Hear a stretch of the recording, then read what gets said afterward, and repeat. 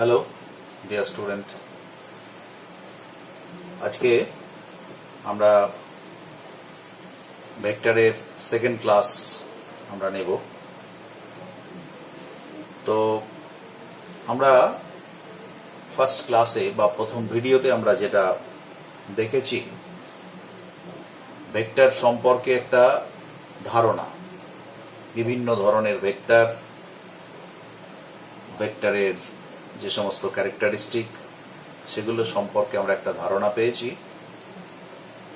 আজকে আমরা আরেকটু ভেতরে যাব, যেটা মূল আমি বলেছিলাম যে অ্যাকচুয়ালি আমরা ভেক্টর অ্যালজেব্রা আমরা নতুন করে জানব।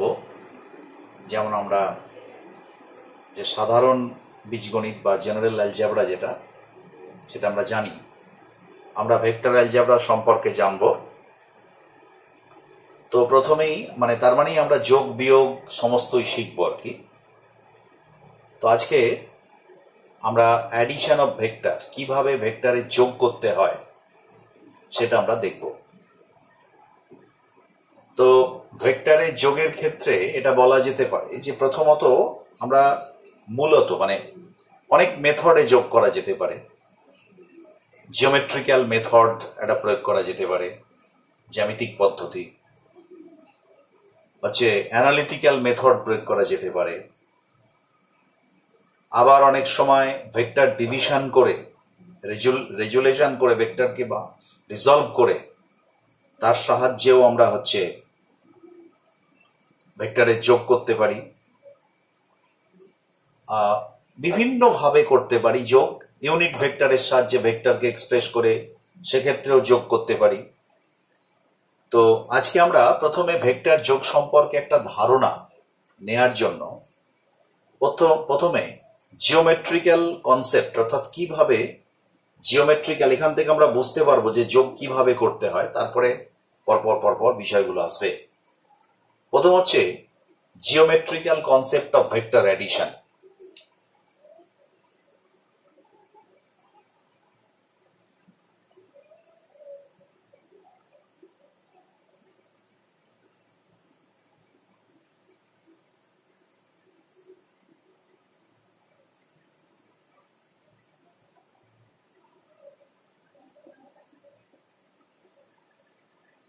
Geometrical concept of vector addition.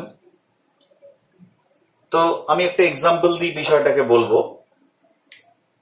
প্রথমত আমরা প্রথম দুটো ভেক্টরের যোগ কিভাবে করব সেটা আমরা বলবো।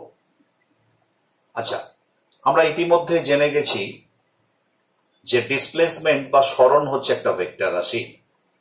তো আমি একটা উদাহরণ দিচ্ছি যেখানে সরণ বা ডিসপ্লেসমেন্ট দিয়ে আমরা বিষয়টাকে বুঝতে পারবো। ধরে নেওয়া হলো যে আমরা যদি এইভাবে ধরি, ইস্ট, ওয়েস্ট, নর্থ, সাউথ। মনে করলাম একজন ব্যক্তি সে ইস্টের দিকে 4 মিটার ডিস্টেন্স গেল। তাহলে এটাকে আমরা এইভাবে ভেক্টর দিয়ে প্রকাশ করব। অর্থাৎ এটা যদি অরিজিন হয় তাহলে ও থেকে এ পর্যন্ত গেল, এটা হচ্ছে 4 মিটার। এরপরে সে 90 ডিগ্রি টার্ন নিয়ে নর্থের দিকে 3 মিটার গেল, তাহলে এই ব্যক্তির সরণ কত হলো? এখানে দেখো, প্রথম যে সরণটা হলো ও এ, উত্তর দিকে সরণ হচ্ছে 4 মিটার, পূর্ব দিকে সরণ হচ্ছে 4 মিটার, আর উত্তর দিকে সরণ হচ্ছে 3 মিটার। তাহলে এই ব্যক্তির মোট সরণ কত হলো? এখন আমরা দেখবে কাইনেমেটিক্সে এটা আমরা জেনেছি যে বস্তুর প্রথম অবস্থান এবং শেষ অবস্থানের মধ্যবর্তী যে সরলরৈখিক দূরত্ব, সেটা তার সরণের মান, এবং দিক হচ্ছে প্রথম অবস্থান থেকে শেষ অবস্থানের দিকে। ঠিক সেই নীতিটাই যদি আমরা এখানে প্রয়োগ করি, তাহলে মূলবিন্দু থেকে এ দূরত্ব গেল পূর্ব দিকে, এই 4 মিটার দূরত্ব এ বিন্দুতে গেল পূর্ব দিকে, সেখান থেকে বি বিন্দুতে গেল 3 মিটার উত্তর দিকে। তাহলে এর সরণ কত, বা এটা সরণ কত? এই দূরত্বটা। এবং এর অভিমুখ কোন দিকে? না প্রথম বিন্দু থেকে শেষ বিন্দু। আর তার মানে এখানে লক্ষ্য করার বিষয়, এটা একটা ভেক্টর, এটা একটা ভেক্টর, এই দুটো ভেক্টরের যোগফল হচ্ছে এটা। এই দুটো ভেক্টরের মোট সরণ মানে কি? এই দুটো সরণের লব্ধি সরণ হচ্ছে এটা। তাহলে যেহেতু এটা 90 ডিগ্রি এখানে, তাহলে পরে আমরা এটা পিথাগোরাসের সূত্র প্রয়োগ করতে পারি। কারণ আমরা জানি এই দৈর্ঘ্যগুলো দিয়ে কি প্রকাশ করা হয় ভেক্টরের মান। তাহলে এই ভেক্টরটার মান 4 মিটার, কিন্তু দিক বললে কি হবে? শুধু 4 মিটার বললে কিন্তু সম্পূর্ণ বলা হলো 4 মিটার উত্তর দিকে। তাহলে উত্তর দিকটা আমরা তীর চিহ্ন দিয়ে দেখাচ্ছি। আর 3 মিটার 4 মিটার পূর্ব দিকে, 3 মিটার উত্তর দিকে। তাহলে এই 3 মিটারটা হচ্ছে মানটা। তাহলে পরে লব্ধি সরণের মান কত হলো? ও বি। তাহলে পিথাগোরাসের সূত্র অনুযায়ী ও বি সমান হবে √4 প্লাস 3 মানে √25, that is equal to 5 metre. তার মানে তার লব্ধি সরণ বা মোট সরণ হলো 5 মিটার। কিন্তু যদি এটা স্কেলারে করতাম, আমরা সরণ সম্পর্কিত স্কেলার রাশিটি কি? অতিক্রান্ত দূরত্ব।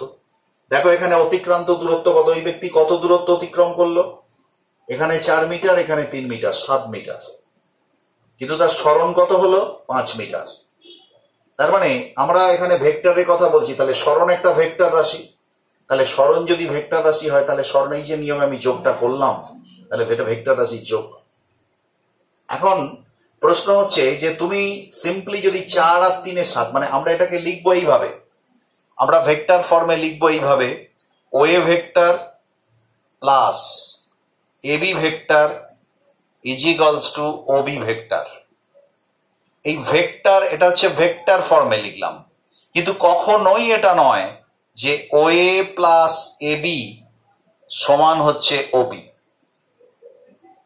এটা কিন্তু ভেক্টর না, এটা স্কেলার ফর্মে লিখি। তার মানে এই বাহুটার দৈর্ঘ্য আর এই বাহুটার দৈর্ঘ্যের যোগফল এই বাহুটার সঙ্গে সমান, এটা কখনো হয় না। তৃতীয় বাহুর যোগফল হচ্ছে ওই দুটো বাহুর থেকে, মানে ওই দুটো বাহুর যোগফল তৃতীয় বাহুর থেকে বড়। তার মানে এই চিহ্নটা এখানে হবে না। তার মানে স্কেলার ফর্মে লিখলে এটা হবে না, কারণ এমনি দেখা যাচ্ছে 4 আর 3 7, এটা হচ্ছে 5।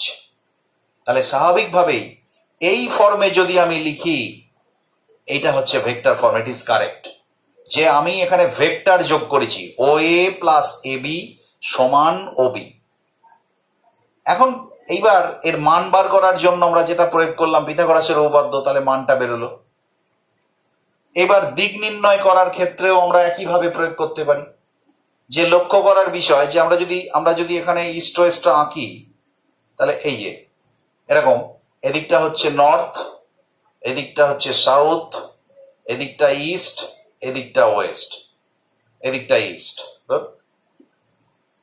এবার আমরা তাহলে বলতে পারি যে লব্ধি ভেক্টরটা কোন দিকে, এবং দিক বলতে কি করে বোঝাবো? দিক বলতে কোনো একটা স্ট্যান্ডার্ড মানে স্থির সরলরেখার থেকে কত ডিগ্রি ঘুরে আছে, মানে কতটা কোণ করেছে সেটা বলতে হবে। তাহলে দেখো আমার এখানে স্ট্যান্ডার্ড এইটা আছে, অর্থাৎ 4 মিটার উত্তর দিকে গেছে, তাহলে এটা স্ট্যান্ডার্ড, এটা ফিক্সড ভ্যালু। তাহলে এর সঙ্গে লব্ধিটা কত কোণ করেছে আমি ধরে নিলাম এই কোণটার মান হচ্ছে থিটা। এই কোণটার মান যদি থিটা হয়, তাহলে এই থিটা কোণের মানটা আমরা কি করে বার করতে পারি? এটা একটা সমকোণী ত্রিভুজ। তাহলে সমকোণী ত্রিভুজ থেকে আমরা লিখতে পারি ট্যান থিটা সমান হচ্ছে এবি বাই, মানে মড, এর মানটা নিচ্ছি, AB mod by OA, OA mod. তার মানে ট্যান থিটা সমান হচ্ছে এবি মানে কত? 3, আর ওবি ওএ মানে হচ্ছে 4। অতএব theta is equals to tan inverse 3/4। তার মানে এই যে থিটা কোণটা, অর্থাৎ আমি কি বলবো না, যদি অঙ্কটা এরকম হতো যে একজন ব্যক্তি একটা বিন্দু থেকে মানে পূর্ব দিকে যাত্রা শুরু করে 4 মিটার গেল, তারপরে সে টার্ন নিয়ে উত্তর দিকে হচ্ছে যে 3 মিটার গেল, তাহলে তার লব্ধি সরণ কত হলো বা তার সরণের মান কত হলো? তাহলে সেক্ষেত্রে সরণের মান হচ্ছে 5 মিটার। আর সরণটা কোন দিকে? সরণ তো ভেক্টর রাশি, তাহলে দিক বলতে হবে। দিকটা কোন দিকে? না, যেহেতু এইটা আমার আগে দেয়া আছে কোশ্চেনে, তাহলে এর সাপেক্ষে কোনটা মাপবো? তাহলে এর সাপেক্ষে কোনটা মাপতে পারি? এটা কত ডিগ্রি? তাহলে ট্যান থিটা সমান আমরা মানে সাধারণ যে ত্রিকোণমিতির নিয়ম সে অনুযায়ী বার করলাম 3/4, অতএব theta is equals to tan inverse 3/4। তাহলে এটা হচ্ছে আমরা এইভাবে বার করি। এবার ধরো একটা খুব সাধারণ, যে এটা যে সত্যিই হয় সেটা আমি কি করে বুঝবো যে এই দুটোর যোগফল এটা কি করে বোঝা যাবে? তো এটাকে আমরা আরেকভাবে বলতে পারি, এটা অন্য নিয়মে।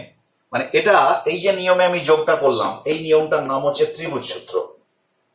অর্থাৎ এখানে কি দেখতে পাচ্ছ যে ত্রিভুজের দুটো বাহু, পরপর দুটো বাহু, দেখো ও, এই যে ত্রিভুজটা কোনটা? ও এ বি।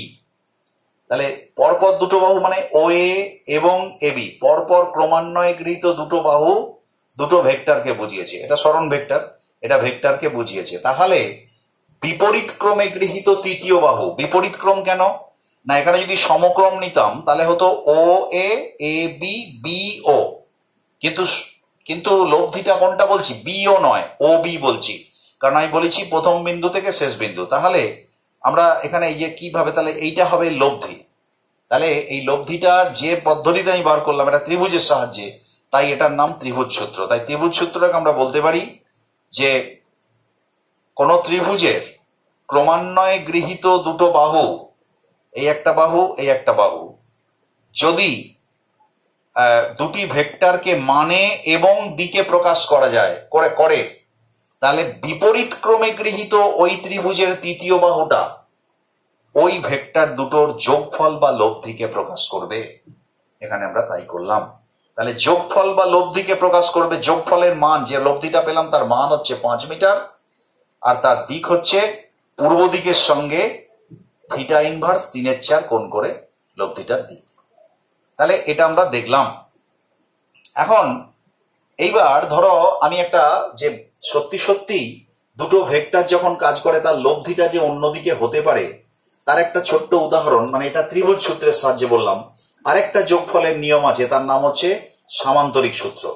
তো সামান্তরিক সূত্রটাকে আমরা কিভাবে বলতে পারি, দেখো আমরা একটা ছোট্ট উদাহরণ দিয়ে বলি। সামান্তরিক সূত্রের কথায় পরে আসছি, আমি একটা উদাহরণ দিই। ধরো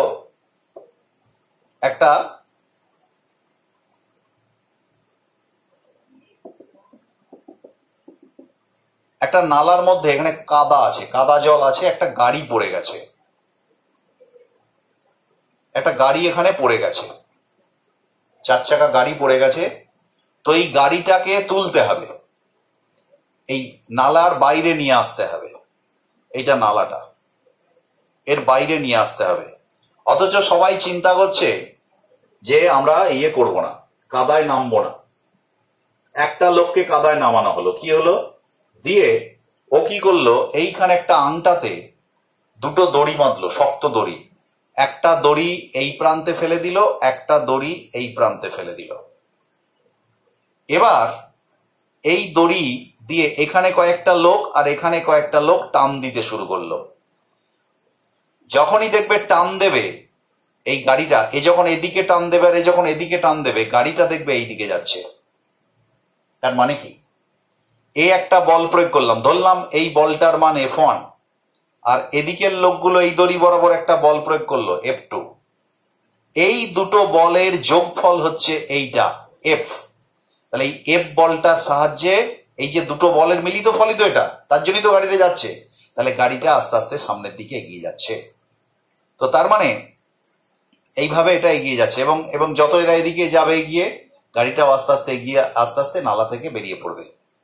অর্থাৎ আমরা কিন্তু দেখো এইভাবে একটা ভেক্টরের প্রয়োগ দেখাতে পারি, যে যেখানে এরকম ভাবে, তার মানে এরকম একটা যোগ হতে পারে যে দুটো ভেক্টর যদি এরকম হয়, দুটো ভেক্টর যদি এরকম হয়, একটা বিন্দু থেকে যদি নির্দেশিত হয় দুটো দিকে, তাহলে এই ভেক্টরের লব্ধি কি হবে, না এই ভেক্টরের লব্ধি হবে, এই নিয়মটা হচ্ছে আসলে এরকম।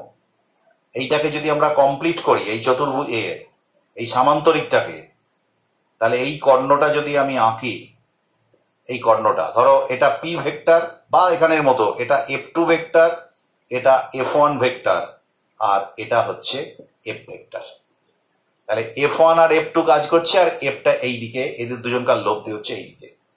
এইখানে তার মানে কি হলো দেখো, এখানে একটা সামান্তরিকের সাহায্যে বিষয়টাকে বোঝানো যাচ্ছে।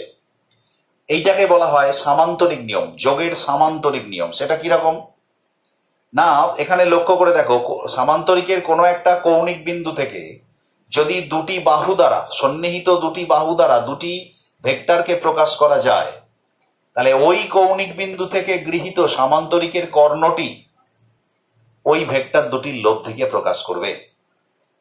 আমি আবার বলছি, কোন সামান্তরিকের কোন কৌণিক বিন্দু থেকে সন্নিহিত দুটি বাহু দ্বারা যদি দুটি ভেক্টরকে প্রকাশ করা যায় মানে এবং দিকে, তাহলে ওই কৌণিক বিন্দু থেকে অঙ্কিত এই সামান্তরিকটির কর্ণ এই ভেক্টর দুটির লব্ধিকে প্রকাশ করবে মানে এবং দিকে, মানে যোগফলকে প্রকাশ করবে।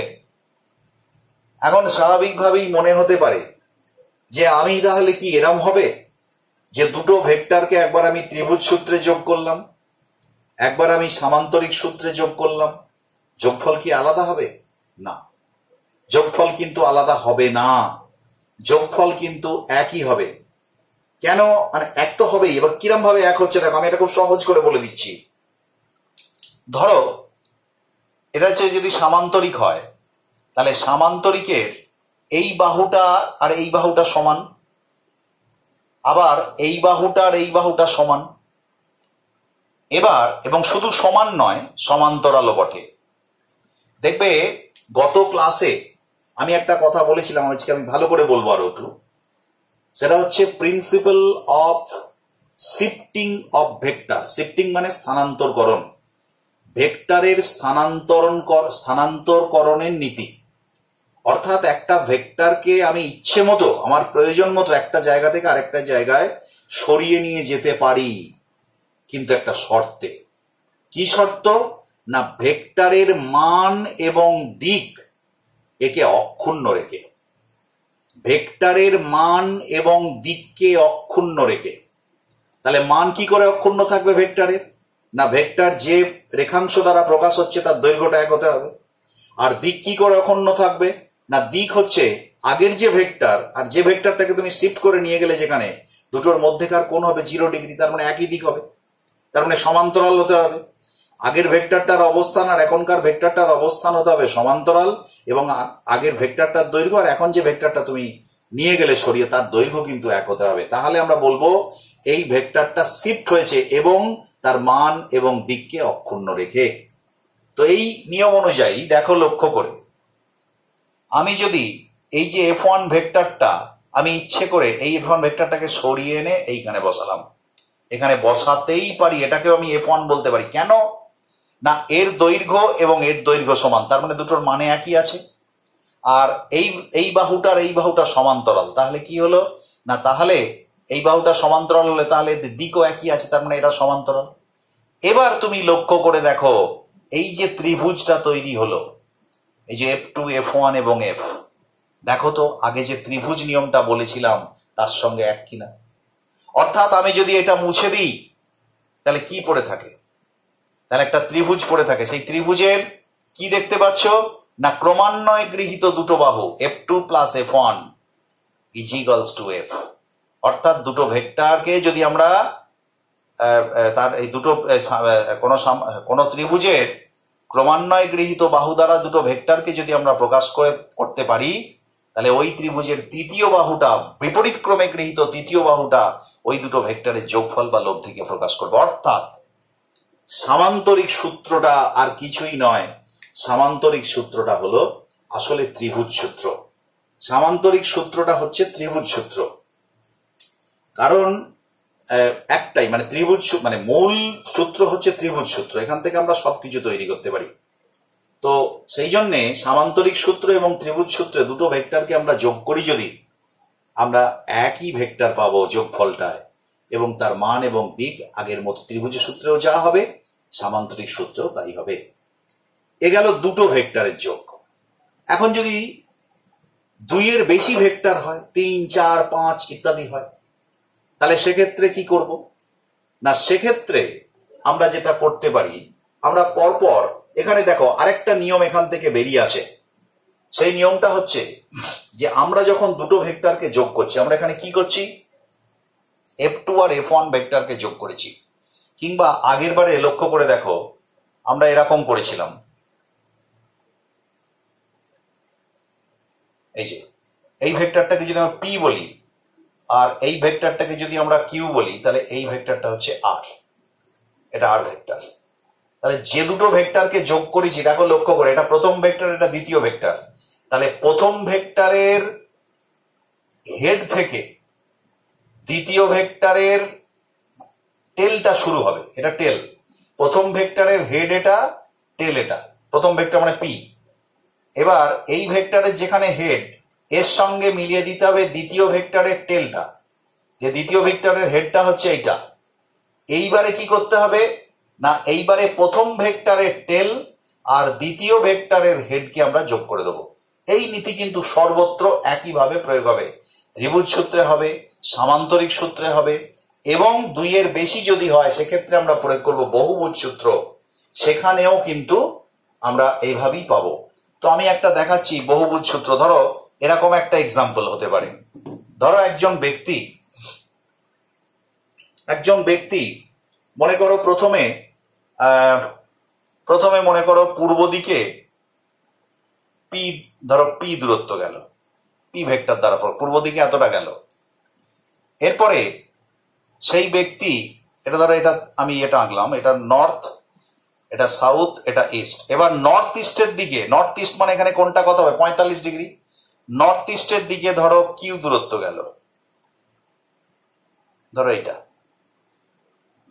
নর্থ ইস্টের দিকে Q দূরত্ব গেল, এটা Q vector.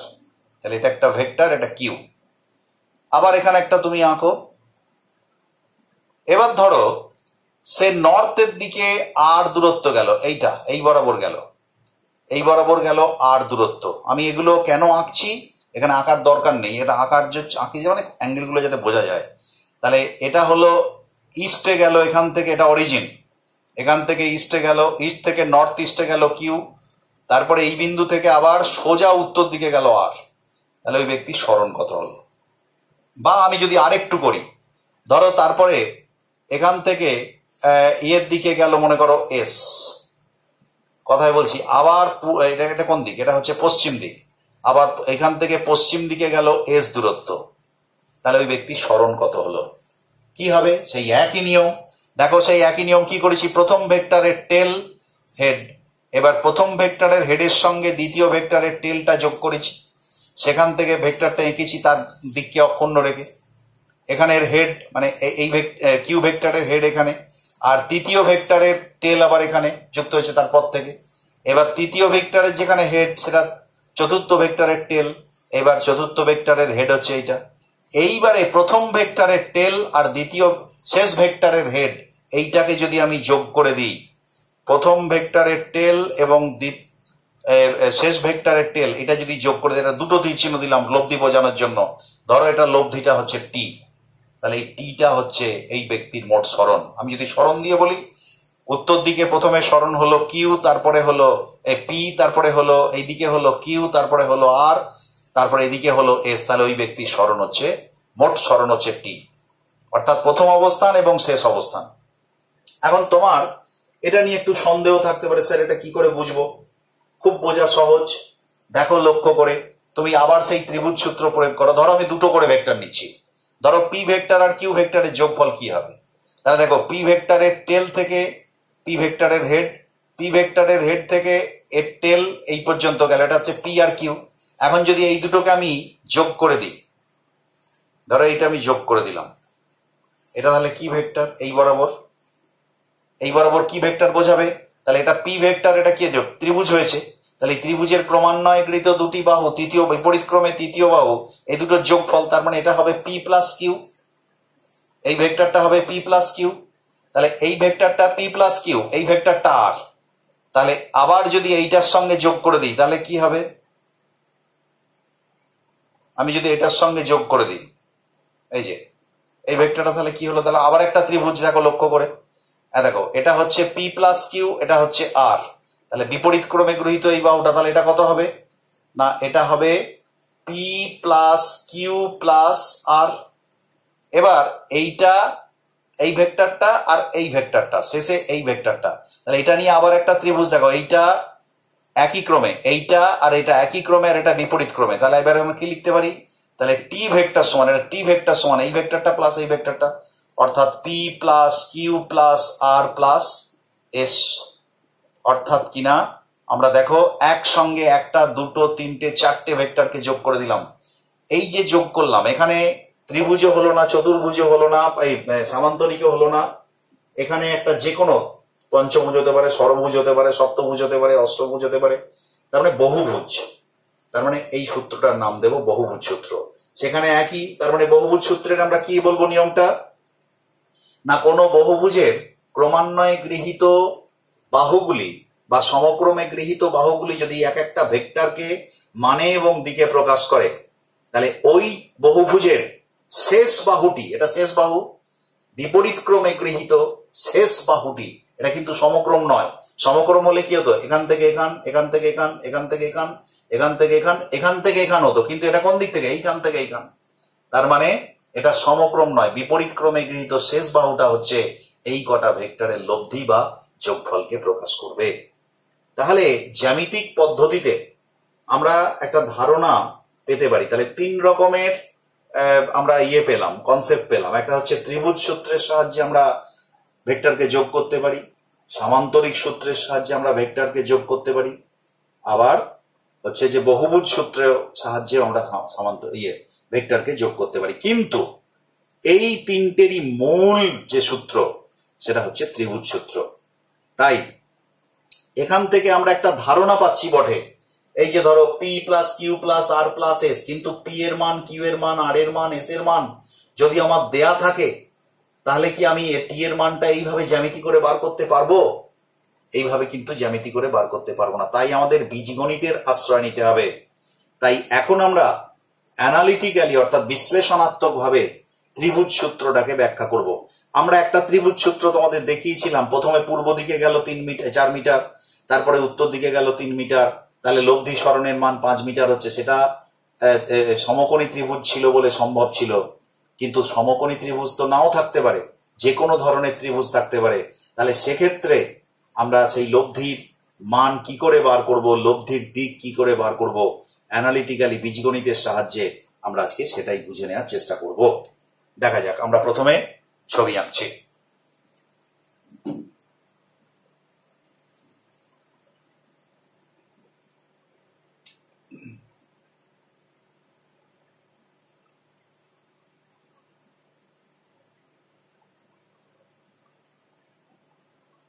Triangle law of vector addition by analytical method, by analytical method। আমরা অ্যানালিটিক্যাল মেথডের সাহায্যে ভেক্টরের যোগফল বার করব, বাই অ্যানালিটিক্যাল মেথড। এখন আমরা প্রথমে তাহলে একটু একটা ত্রিভুজের ছবি আঁকি।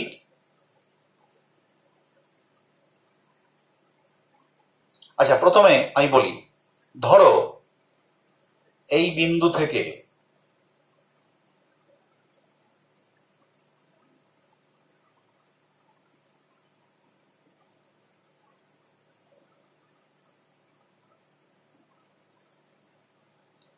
দুটো ভেক্টর কাজ করছে, এটা পি ভেক্টর, এটা কিউ ভেক্টর। এই ও বিন্দু থেকে বা এ বিন্দু থেকে কাজ করছে। এই দুটোর ত্রিভুজ সূত্রের সাহায্যে আমায় যোগ করতে হবে। এ বিন্দুতে পি ভেক্টর আর কিউ ভেক্টর কাজ করছে। পি কাজ করছে এই দিকে, এটা হচ্ছে এর মান, এই দৈর্ঘ্যটা, এটা হচ্ছে দিক, আর এটা হচ্ছে মানটা হচ্ছে দৈর্ঘ্যটা, আর দিক হচ্ছে এই দিকে। তাহলে এই দুটো ভেক্টরকে আমি কিভাবে যোগ করব, মানে এদের, তার মানে এই বিন্দুতে লব্ধি ভেক্টরের মান কত হবে। দেখো, এখানে প্রথমেই বলি যে আরেকটা জিনিস এখানে, আরেকটা খুব ইম্পর্টেন্ট জিনিস আছে, সেটা হচ্ছে দুটো ভেক্টরের মধ্যেকার কোণ কিভাবে আমি নির্ণয় করব। ধরো আমি এটা থাক, আমি পাশে একটা আঁকছি, দেখো ধরো এই একটা ভেক্টর, আর ধরো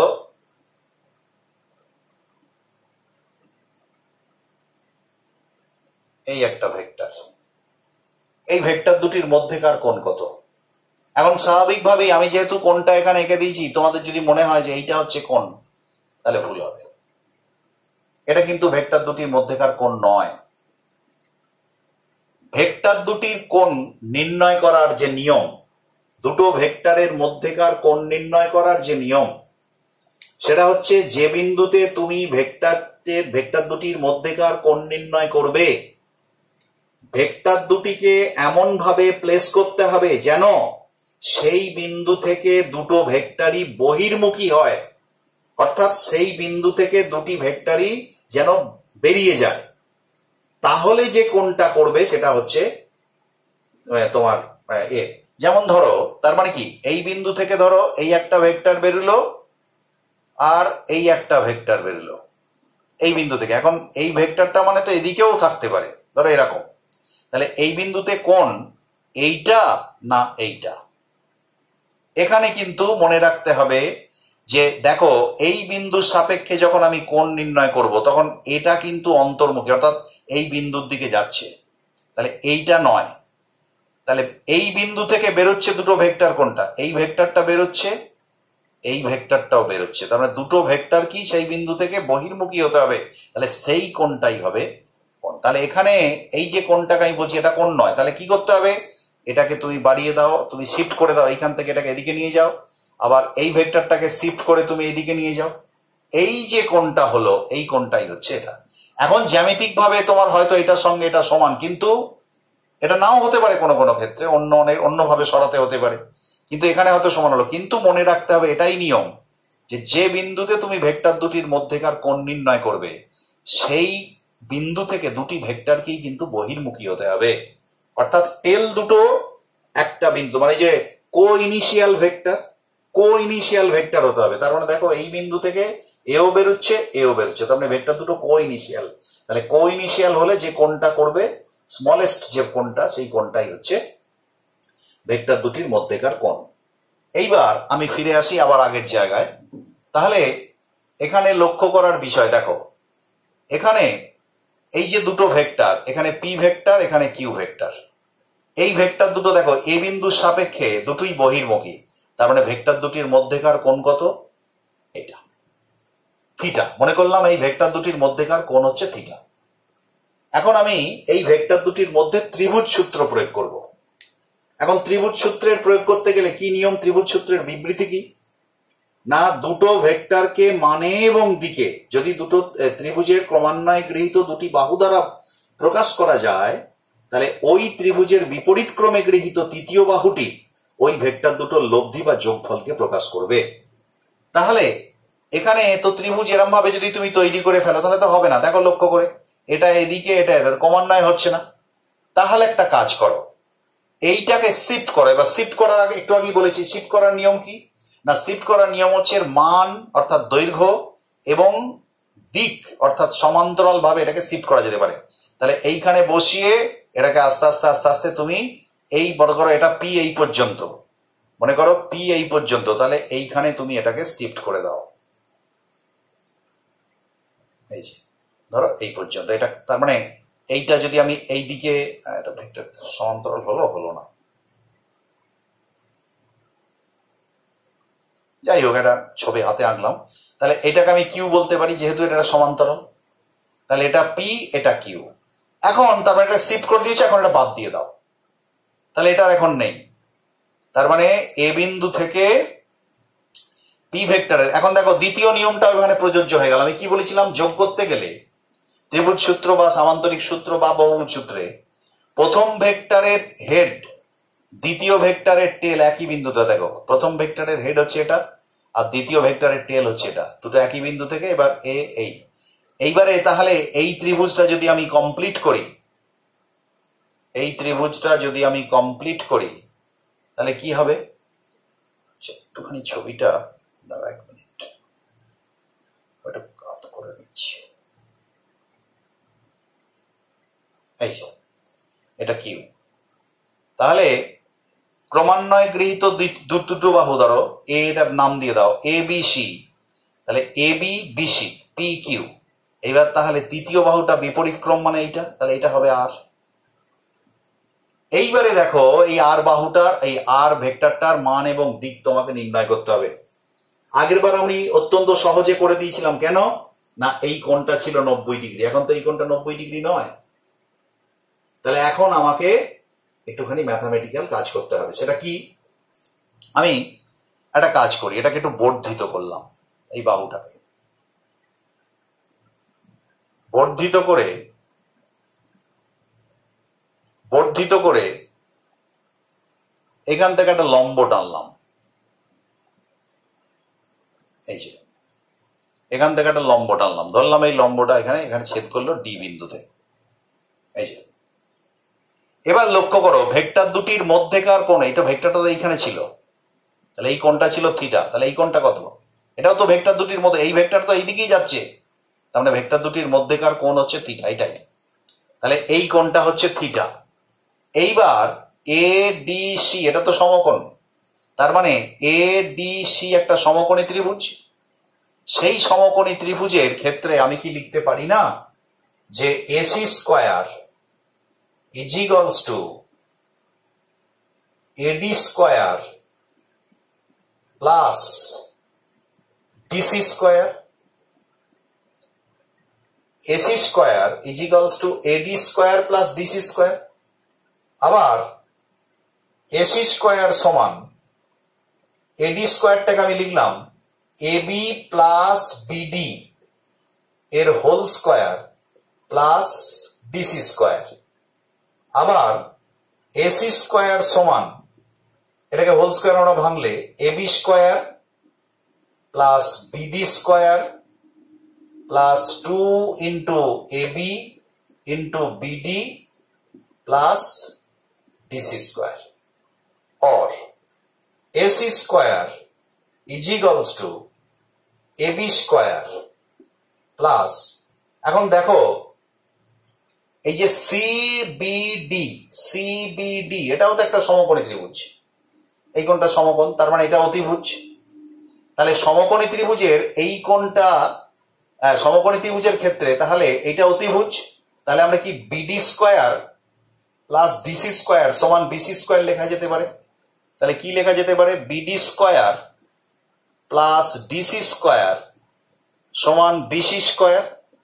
দেখো এখানে লক্ষ্য করে BD square plus DC square, এই দুটোকে আমি তাহলে কি লিখতে পারি, BC square plus 2 into AB into BD.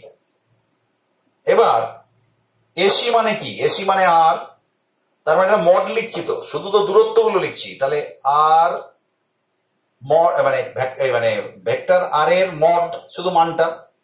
AB মানে কি, এ থেকে বি মানে পি, তাহলে পি ভেক্টরের মড স্কোয়ার। বিসি মানে কিউ ভেক্টরের মড, তাহলে এটা কিউ ভেক্টরের মডের স্কোয়ার প্লাস 2 ইন্টু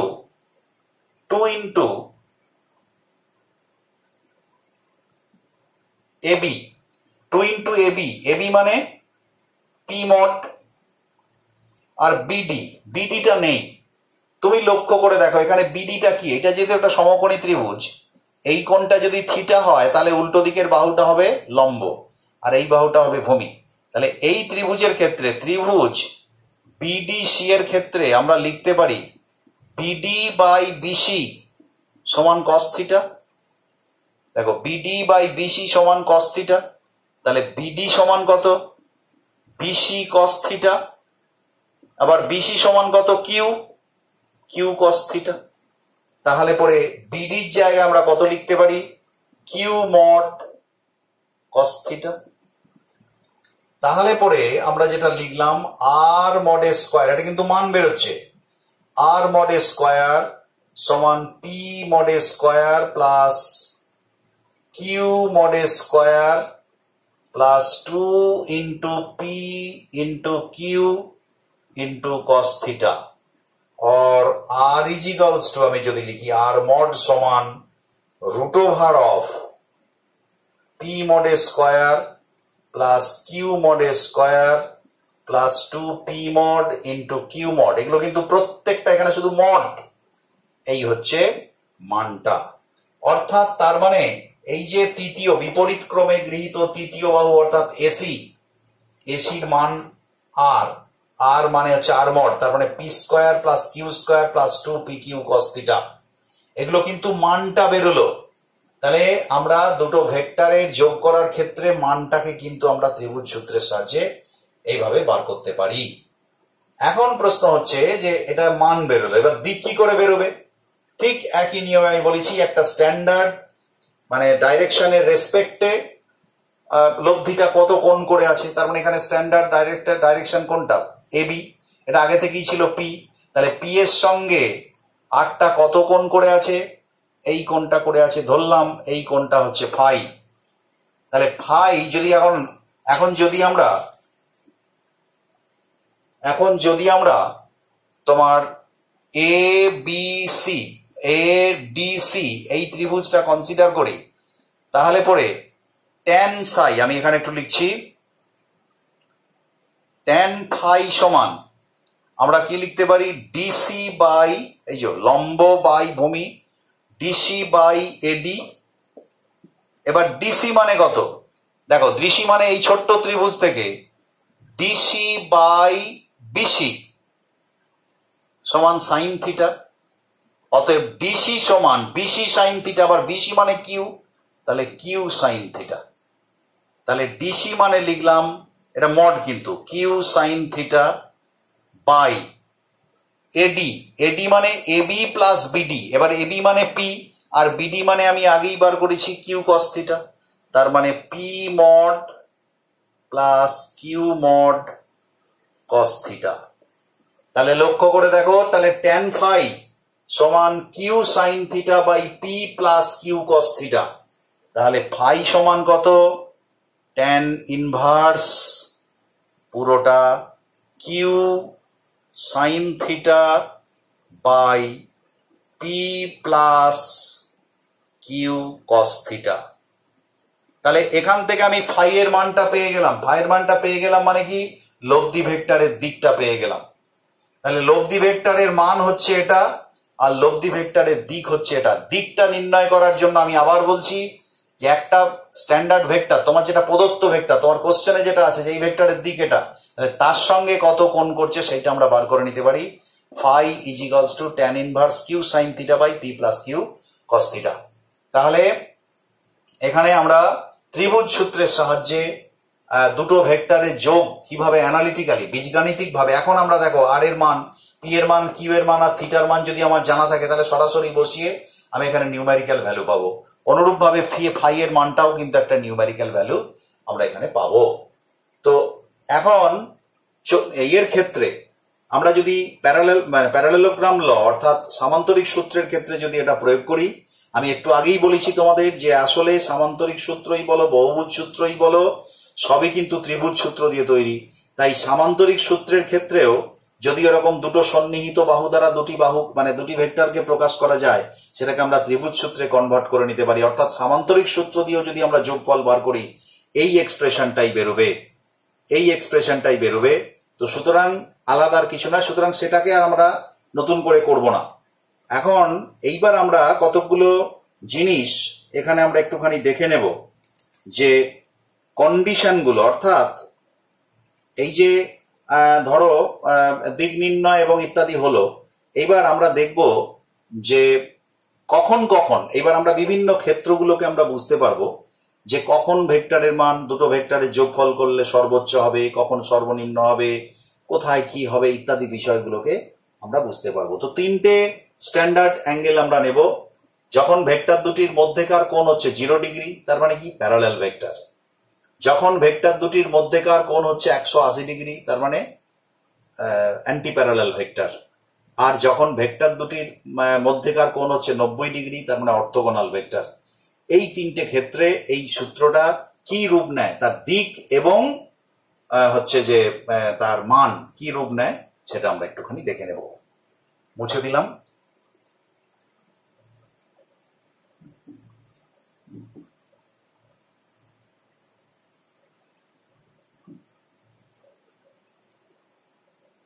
আচ্ছা, প্রথমে আমি বলি স্পেশাল কেস বলে আমি উল্লেখ করছি।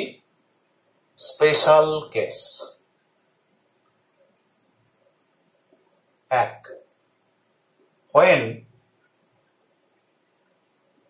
theta is equals to 0 degree, that is P and Q are parallel.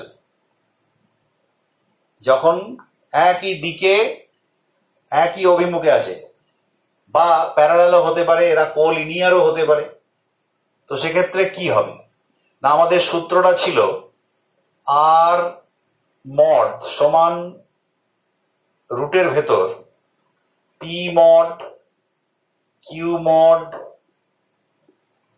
Plus 2 P mod Q mod into cos theta. এবার থিটা যদি 0 বসাই তাহলে কি হবে না, P mod Q mod 2 P mod into Q mod. কেননা cos 0 মানে 1, তার মানে দেখো a square plus B square plus 2ab, তার মানে পি প্লাস রুটের ভেতর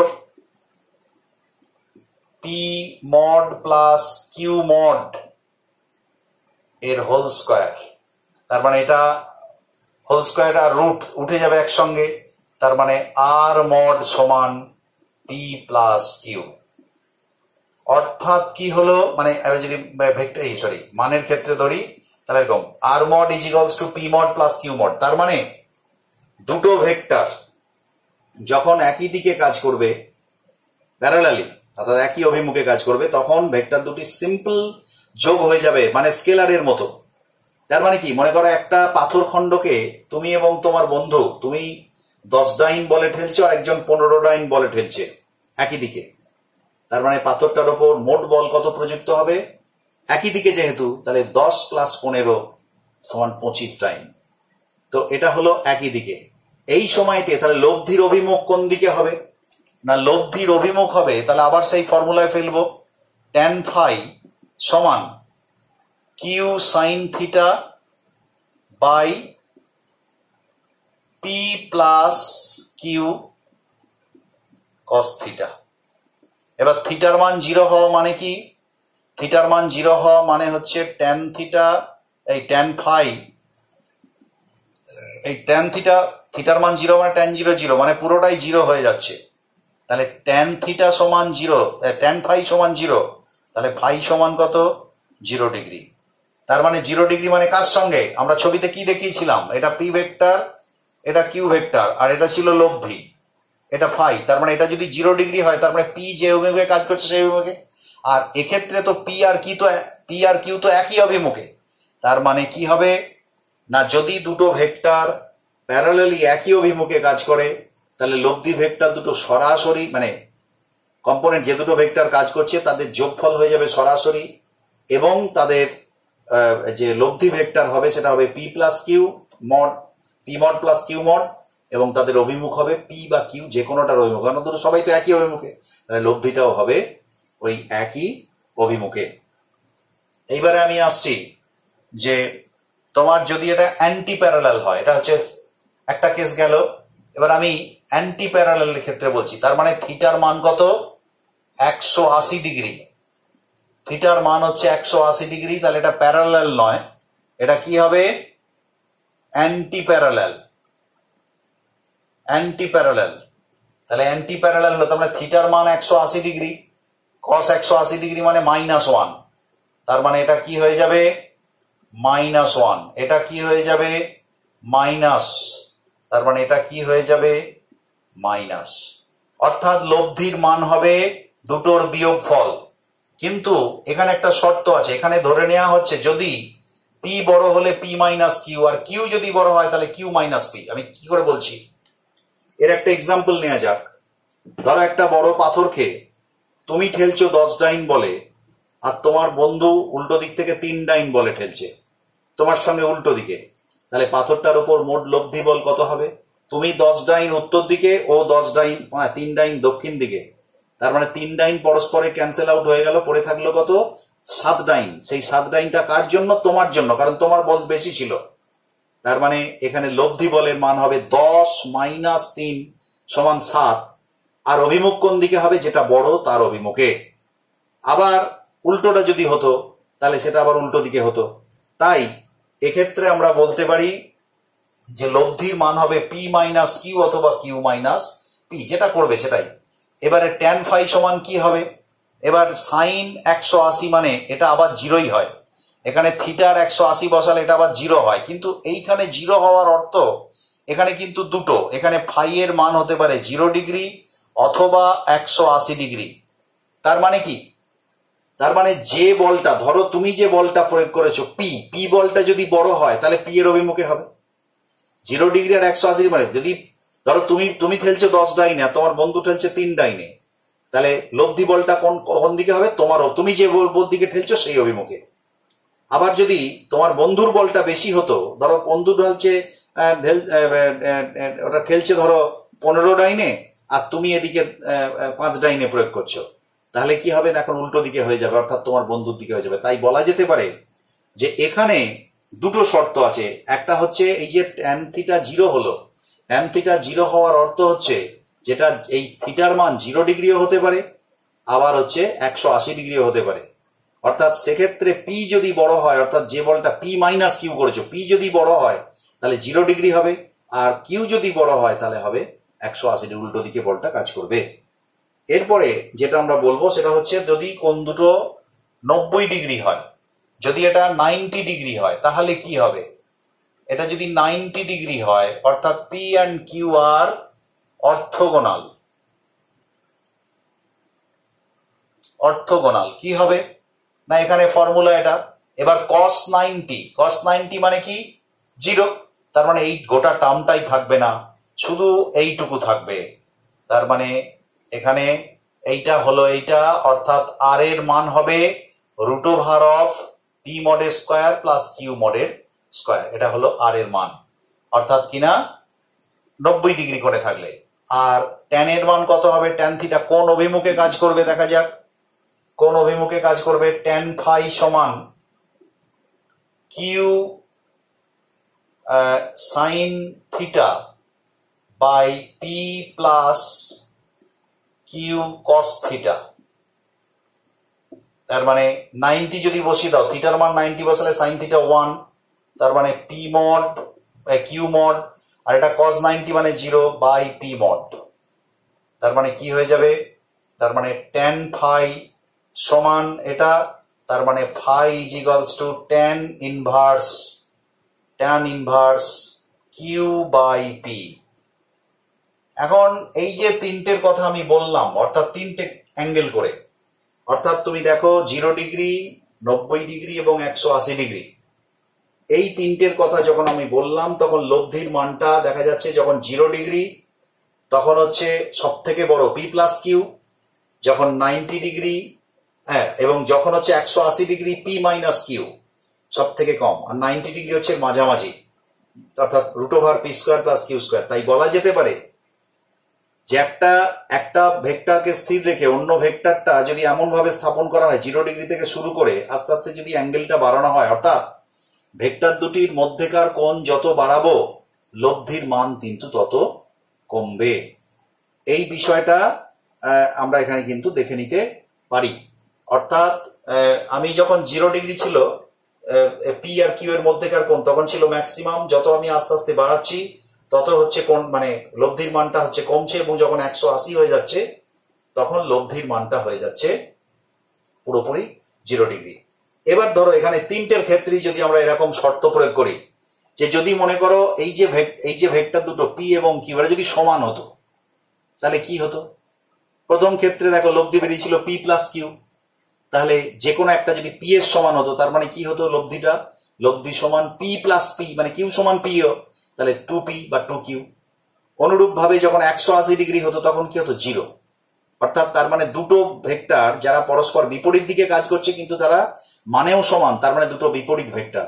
দুটো বিপরীত ভেক্টর যখন একটা বস্তুর উপর কাজ করে, একটা বিন্দুর উপর কাজ করে, তখন লব্ধির মান হয় 0। আর যখন একই মানের দুটো ভেক্টর কাজ করে একটা বস্তুর উপর একই দিকে, তখন তার লব্ধিটা মান হয়ে যায় দ্বিগুণ, যে কোনো একটা ভেক্টরের দ্বিগুণ। আর এর মাঝে যদি থাকে, অর্থাৎ 90 ডিগ্রি যদি কোণ করে থাকে, তাহলে সেটা হবে যে কোনো একটা ভেক্টরের √2 গুণ। অর্থাৎ এখানে এই যে বেরিয়েছে root over P square plus, তার মানে root over P square plus P square, তার মানে রুটের ভেতর 2p স্কোয়ার, পিটা বেরিয়ে এলো তোমার √2p, তার মানে r ইজিক্যালস টু √2p। তো এই হচ্ছে।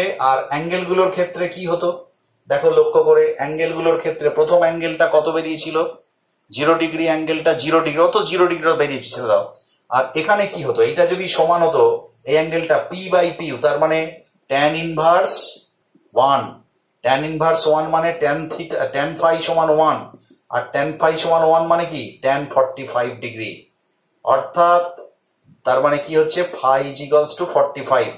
তার মানে দুটো ভেক্টর যদি 90 ডিগ্রি কোণে কাজ করে, দুটো সমান ভেক্টর, তাহলে তাদের লব্ধি ভেক্টর 45 ডিগ্রি অ্যাঙ্গেলে কাজ করবে। তার মানে 90 কোণটাকে সমদ্বিখণ্ডিত করছে। এখান থেকে একটা প্রমাণও আসতে পারে যে দুটো সমান ভেক্টরের লব্ধি, এখানে দেখতে পেলে দুটো সমান ভেক্টরের লব্ধি সেই ভেক্টর দুটির মধ্যেকার কোণকে সমদ্বিখণ্ডিত করে। এটা যে কোনো কোণের জন্যই সত্যি হবে, সেটা আমরা প্রমাণ করতে পারি।